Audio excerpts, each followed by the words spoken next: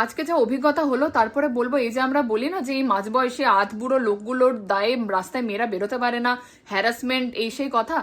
আজকের অভিজ্ঞতার পর আমি বলতে পারি যে এই বয়সী বুড়ো মহিলারাও এই কাকুদের থেকে কোনো অংশে কম যায় না, একদম পারফেক্ট জড়ি। আজকে আমি আর সৌরজিৎ অটো করে ফিরছি, তো আমি আগে বসেছি, তারপর মাঝখানে সৌরজিৎ বসেছে। এক মহিলা এলো, এসে বসতে গিয়ে পারলে একবারে কোলে শুয়েই পড়ে। ঠিক আছে, ওনাকে বলা হলো যে ঠিকভাবে বসুন।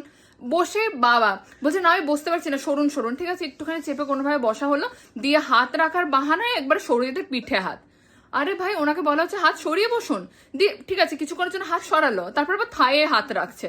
মানে ভাই, তোমার এত প্রেম হচ্ছে, তুমি তোমার বরের সাথে গিয়ে প্রেম করো না ভাই। আর তাকে বলা হচ্ছে যে হাত সরান, ঠিকভাবে বসুন, উনি বলছে ও অ্যাডজাস্ট না করতে পারলে তোমরা বেরো কেন? আপনি অ্যাডজাস্ট করুন, আপনি পরে উঠেছেন, আমরা ঠিকভাবে অ্যাডজাস্ট করে আসি। তারপরে পিঠে হাত বোলাচ্ছে কন্টিনিউয়াসলি। ভাই মানে কি পাগল মহিলা, আমি জানি না এটা কার মা বা মাসি। ভাই টিন্ডার ডাউনলোড করে দাও ভাই, মায়ের ডেট করার ইচ্ছে ডেট করতে দাও, বাট এরকম বয়সী, মানে বয়সীও না, হাঁটুর বয়সী মেয়েদের বা হাঁটুর বয়সী ছেলেদের গায়ে টাচ করার এই যে কি ফ্যান্টাসি বুড়ো বয়সী লোকদের, আমি বুঝতে পারি না ভাই, মানে বিরক্তিকর।